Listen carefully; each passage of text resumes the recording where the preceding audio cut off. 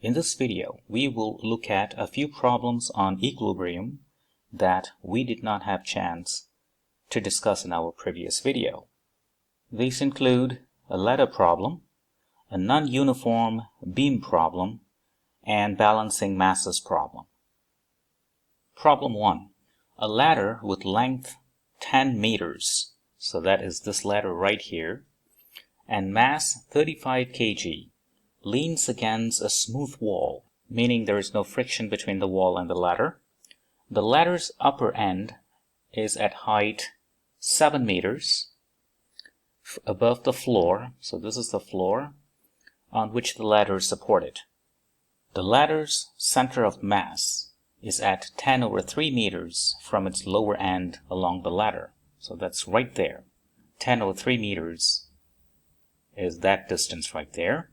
An object with mass 60 kg, that is this mass right here, is placed at the midpoint, that is the 5-meter mark, measured from the top or from the bottom. Find the magnitudes of the forces on the ladder from the wall and the floor. The floor is not frictionless, so we have to take into account the friction between the ladder and the floor. So let's start with the free body diagram. The obvious force is the weight placed in the middle point, so that is right here, and its weight is 60 times gravity, that is this weight right here. The second is the weight of the ladder itself, which is at the point 10/3 meters measured from the floor. The ladder has a weight of 35 times gravity. And then you have the force exerted by the wall on the ladder, and that's going to go like that. Let's call it Fu. You also have force exerted by the floor on the ladder, and that's going to go like that, Fl. And you have friction. So in what way friction should act? Since the ladder will tend to slip in that direction, it's obvious then the friction that opposes that slipping motion should act in that direction. Let's label it little f. One other thing that we have to label is this angle, let's call it alpha. Now this alpha right here is given by arcsine 0.7 because this side is 7 meters and the length of the ladder all the way is 10, so 7 divided by 10 from trigonometry is sine of that angle alpha, which is about 44.43 degrees. Going back to this free body diagram, let's balance the forces. Along the x direction there are two forces, Fu and the friction little f. So those two must be the same. Along the y direction, we have three forces. We have 60G, 35G, and the force from the floor on the ladder. So immediately we can calculate what the force from the floor on the ladder is. It is 60 plus 35G, G being 9.81, and that's going to be 932 newtons. So these two equations refer to condition 1 of static equilibrium. Now let's look at condition 2, that is balancing the torque. Now since the system here, the ladder is not rotating, we can choose to compute the torque about any point we like. Now we shall choose the floor as the point of rotation so that we can minimize the variables that appear in a resulting equation for condition 2. So there are three contributions to the torque about that point. The first contribution is torque due to Fu, the second contribution is torque due to 60G, and the third one is due to 35G. Fl and friction does not contribute to any torque. It doesn't rotate the ladder in any way about that axis of rotation where the ladder meets the floor. So the torque due to Fu is Fu times the position vector of Fu measured from the axis of rotation, which is the length of the ladder, 10 meters. the angle between the position vector and the force is that angle right there. Since this is alpha, so that angle is 180 minus alpha. Sine 180 minus alpha is quite simply sine alpha. The direction of this torque is going into the board, so it assumes a negative sign. The second torque is due to the 60G. So 60G, the position vector is that distance right there. That's the magnitude of the position vector, which is the midpoint of the ladder, 5 meters. The angle between the position vector that corresponds to that 60G force and the 60G force is that angle right there, which is 90 plus alpha, because this is 90 degrees. That is alpha. So sine 90 plus alpha is cosine alpha. The direction of this torque is coming out of the board, so this will assume a positive sign. And finally, the torque due to 35G is 35G. The position vector is, the magnitude of the position vector is from here to there, which is 10 over 3 meters. The angle between the position vector for that force and the force is as before, 90 plus alpha. Sine 90 plus alpha is cosine alpha in the same direction as the torque due to 60G force. So it's coming out of the board and assuming a positive sign right there.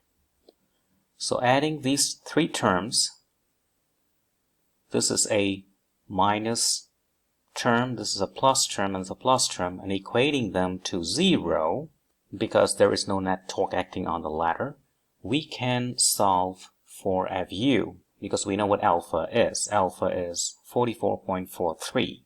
Computing Fu, we obtain the following: 417 newtons. And that solves the problem. And the friction between the floor and the ladder also have the same value of 470 newtons due to this equation right there that we obtained earlier. Problem 2. A non-uniform bar, that one, is suspended at rest in static equilibrium by two strings as shown below. Alpha is 35 degrees and beta is 50 degrees. Given that the length of the bar is 6 meters, find the position of the center of mass. So that is the center of mass, measured from the right end of the bar to the center of mass. So we want to measure this x. So the free body diagram is as follows. So that is where the weight of the bar is. Let's call the weight W. This is the tension on the left-hand side string, let's call it T1, and tension on the right-hand side is T2. The position of the center of mass from the right-hand side is X. Let's label the angle as well. So that is the 50 degrees, beta, and this angle right here is alpha. Let's balance the forces, that is condition 1 of static equilibrium, along the X direction. Along the X direction, there are only two forces, the X component of tension T1 and X component of tension T2. And from the diagram, as you can see, this is T1, and that is alpha, so this must be 90 minus alpha. The X component of T1 is T1 cosine 90 minus alpha, which is T1 sine alpha. So the X component of T1 must be balanced by the X component of T2. And since this angle here is beta, and that is 90 minus beta, the X component of T2 is T2 cosine 90 minus beta, or T2 sine beta. Now let's balance the torque, condition 2, that is.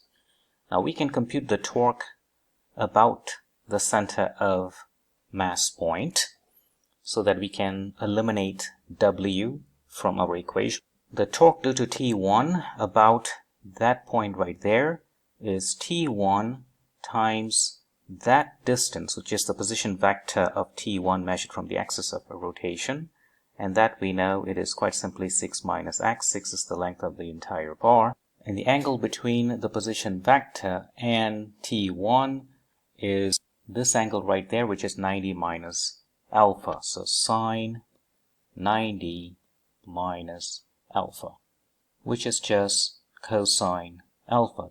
And the direction of the torque can be found by curling your fingers from the position vector to T1, and it is going into the board. That means then the sign for this torque is negative. Now the torque due to T2. The torque due to T2 is T2 times the position vector of T2, which is x, and as before it is cosine beta now, and the direction of this torque can be found by simply curling your fingers from position vector of T2 to T2, and that will be coming out of the board. That means it has a positive sign. So when you sum these two torques, the answer is 0. W does not cause any torque about the center of mass because W is exactly at the center of mass. So the condition 2 equation will simply becomes that. Writing T1 in terms of T2, we have T1 equals T2 times sine beta over sine alpha. Now substituting this inside here, you see T2 will get cancelled like that. And the only variable that we have is x, which we can solve. We know what beta is. Beta is given to be 50 degrees and alpha is 35 degrees. And substituting alpha and beta in this equation, we can solve for x. And x will turn out to be 3.78 meters. And that solves the problem. Problem 3. Mass A is 8 kg and is in a state of equilibrium. So that is this mass right there. Mass B is 4 kg. Alpha is 28 degrees. Find the coefficient of static friction between A and the surface right there on which A is resting. We note that if B has a greater mass than 4 kg, this will make A to slip and upset that equilibrium. So let's start with the free body diagram of object A first. So it's resting on the surface. It has tension pulling it to the right. That is the tension in that string right there. It has a static friction that maintains it in the state of equilibrium. It has its own weight, which is 8 times gravity, and then it has the normal force. So we can immediately write the tension being the static friction. And indeed the static friction is maximum because we know B is 4 kg. And if anything more than 4 kg for B will slip A. So the static friction between A and the surface is the maximum static friction, which we know to be the coefficient of static friction times the normal force. Now what is the normal force? Normal force is quite simply the same as the weight of object A. So we have one equation for tension T. Next, let's look at this knot. Before that, let's assume the tension on the upper string right there is T1, and the tension that connects in the string that connects object B is T2. So the free body diagram for the knot is as follows. That's T1 right there, that's T, and that's T2, with this angle being 90 minus alpha. So as you can see, the x component of T1, T cosine 90 minus alpha, or T sine alpha, is the same as T. But since T is 8g times mu s, we can write T1 as mu s 8g over sine alpha. The y component of T1, which is T1 cosine alpha, is the same as T2. And from the free body diagram of object B, we know T2 is 4g. Substituting this expression in here and expression for T1 in there, we will get this expression right there. The g will cancel and we can calculate mu sub s. Since alpha is 28 degrees, we will get 0.264 mu sub s, which is coefficient of static friction between A and the surface. And that solves the problem. Thank you for watching.